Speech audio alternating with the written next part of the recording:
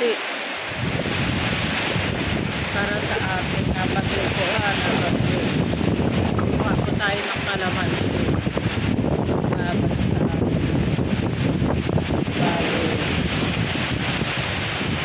Ayan, wala yatang bunga. Ayun, may isa. Ayun ba?